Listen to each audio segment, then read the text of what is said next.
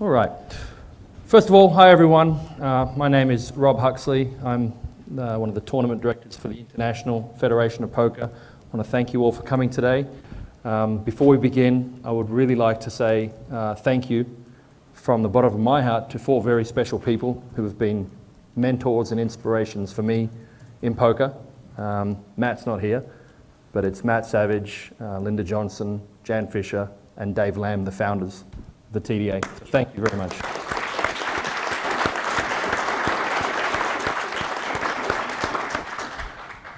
We all know we needed to have an organisation such as the TDA, and I thank everyone here as well. So thank you guys. Give yourselves a pat on the back. Very important that you buy into the idea as well. So the next gentleman I'm going to introduce you to is someone I met in 2011, and his vision and the vision of the International Federation of Poker is something that everyone in poker has dreamed of. We've all wanted to have an organisation represent us beyond just the rules and on a government and country national level. So before we start and before Patrick starts, I want to do a quick survey just to sort of highlight something in regards to what we're doing. Put your hand up if you know who Bobby Fischer is, the chess player. Okay, leave your hand up if you know how much he won in 1972 for the World Championship. You don't know how much he won? All right. Put your hand up if you know Antonio Esfandiari. Leave your hand up if you know how much he won in the one drop. 18 million. A lot of people know he won $18 million. Leave your hand up again if you know which hand he won with. Do you know which hand he won with? That's kind of my point. Poker has always been, and it's growing on the basis of money. And really, at the heart of poker is not the money. The money is not what's important. And so I'm going to hand it over to the president of the International Federation of Poker. After Patrick's presentation, we're going to run a little tournament and a little demonstration for you. And I hope you guys enjoy. Ladies and gentlemen, Patrick Nally, the president of the International Federation of Poker.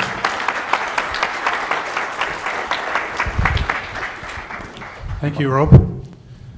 Well, I'm very honoured to be here in that I've worked with a lot of major international sports. I've had the privilege of making FIFA somewhat more successful than perhaps I should be proud of.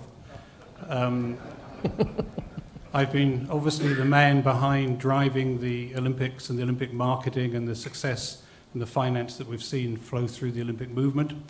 And I've had the pleasure of working with many, many international sporting federations, be it athletics, be it skiing, be it tennis, or the creation of the first World Rugby Cup back in 1987. But very few times in my life have I felt that here is a absolutely wonderful and unique opportunity. And to me, I believe poker provides a wonderful, unique global opportunity. But to foster that, one needs to find the heart of the sport. We need to find the people that have the passion, that have the interest. Who is the heartbeat of poker? So I'm delighted to be here today because I believe, I see, I listen, and now I know and understand that you are the heartbeat of poker. And I hope what we are trying to show you today will have an impact, that you will welcome us and join us and help us on this journey that's already taken much more time than I anticipated, but a journey I think we will all see as being something very successful, very meaning, and I think we have history being made today. So thank you for allowing me to come and speak to you. In simple terms, I want to introduce you to a new experience, a match poker experience, because when I set up the International Federation of Poker, and lots of people talk about poker being a mind sport and that Texas Hold'em is a skill game, yes, I accept and I understand that Texas Hold'em is a skill game. But in terms of the world of the Olympics and in terms of the worlds of governments and international sports federations, the sport should not rely on any element of luck specifically integrated into the sport. So standard Texas Hold'em, unfortunately, would never meet the criteria of being an official mind sport recognized unless we did something slightly to adjust the balance of that element of luck.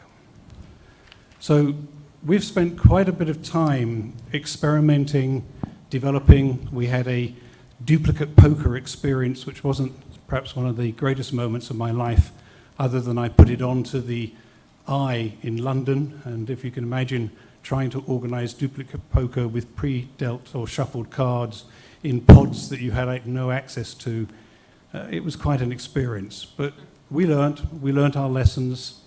We moved from duplicate poker to match poker, and we've spent now time to refine what we call skill beats chance.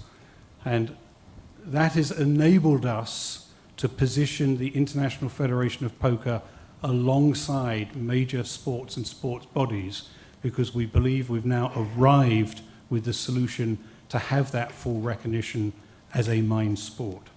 So let me just set the scene of where we are with IFP. A deck of cards, the base of one of the most popular games in the world, poker. Millions of people around the world enjoy playing as part of a growing community in the digital age. To unite these players and to protect the integrity and development of poker, a representative voice was needed. It is for this purpose that IFP, poker's first officially recognized global governing body, was founded. It's like any other sports federation, established to support poker alongside its partner mind sports, chess, drafts, bridge, go, and Zhangji. IFP is not about outdated notions of the game. It's all about the skill of the individual, with tournaments open to all. IFP is also the home of match poker, a new variant of Texas Hold'em which allows pure poker ability to shine through. In championship events, players compete against opponents on different tables and are simultaneously dealt identical cards.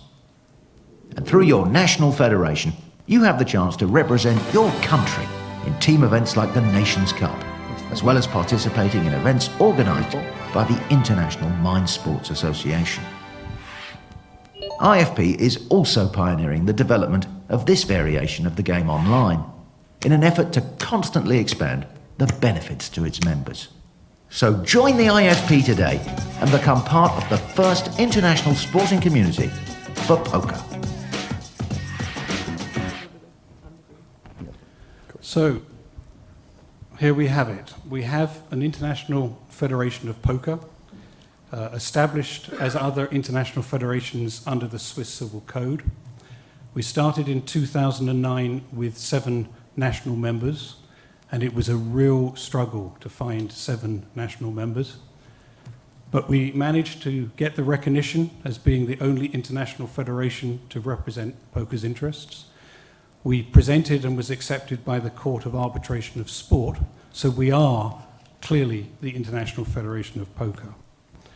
Our vision was obviously similar to the visions of other sports, to enable ourselves to be recognized by mind sports, by other federations, by governments, by all interested parties that are interested in sport, so that we can offer a mind sport to the society.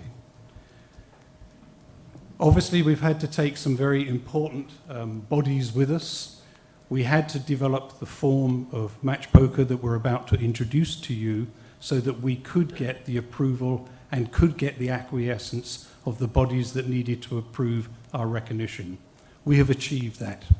We are now recognized by Sport Accord, we are recognized by the IOC as that Federation of Poker, and we now know the steps that we need to take to enable us to be able to compete in other multi-purpose international competitions. The nice thing about it is, as we've sought like-minded people around the world, we've gradually been able to expand our organization to now 54 member nations. And maybe with some of your help, You can help us to expand into some of the other nations, but equally help us make our memberships here in North America significantly more significant than they currently are at this present moment in time. I believe we have close to another 40 nations in debate, in discussion, discussing with their national sporting bodies to get national federations to be representing poker in their countries. So I'm very optimistic that by this time next year, we will be able to inform you that we will probably be in excess of 100 nations.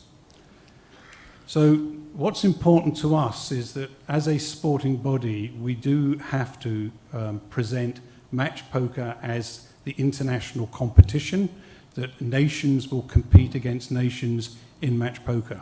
But we also want to see match poker leagues, we want to see match poker clubs, we want to see competitions at all levels, at city levels, at different levels, from universities to businesses to the firemen in New York, to wherever there's a community. We believe that match poker has a role to play within that community. However, having experimented, having put a few tournaments together, we knew that we had to find a software solution that will make it extremely simple for us to organize match poker or have other people organize match poker wherever we wanted those tournaments to take place. Whether it was in coffee shops or in pubs or in hotels or in offices, we needed a very simple solution that used the mobile phone and Wi-Fi, and that's it. We didn't need cards, we don't need chips. We have all the data, all the hand information, all the records and information we need because we're using technology. And today we are going to run a very small tournament with 4 teams in this room as a very simple, quick demonstration to show you how we've now arrived at that point so that we can start rolling out our match poker ambitions into a number of test markets a little later this year. We also have our Nations Cup. This is our equivalent to the World Cup. The next Nations Cup will be in Berlin later October this year. We anticipate at least 34 national teams competing in the Nations Cup, but then all the members of IFP in attendance as we present and show our findings on match poker, and can inform to them that history was made at the TDA to when the first ever competitive demonstration was taken place. We're about a sport, so we give medals, and we will be presenting 4 medals to the winning team a little later today. We also present trophies, so the seat winners will obviously win trophies. And it's very interesting that before we had our events, one in Cyprus, one in Sanya in China, a lot of poker players were very negative towards us. They didn't really believe what we were doing, the fact we weren't using cards, we were using telephones. But I can assure you, once those players came and played the tournaments and put on the shirt of their nations, you could not believe the passion, the interest, and the excitement that all these players had for playing for their nation.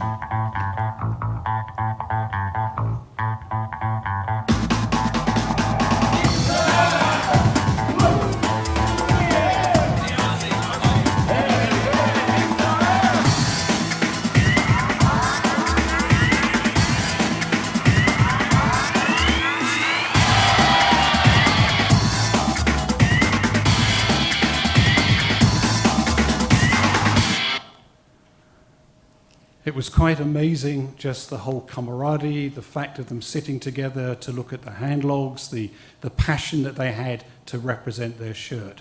And I would see more and more international competition being embraced in terms of the way that we've seen it during our initial trials. So without any further ado, I thank you for your time. I look forward to working closely with you. And I'd like to hand back to our tournament director, who's now going to organize a small 4-team tournament using our technology here this afternoon. Thanks, Patrick.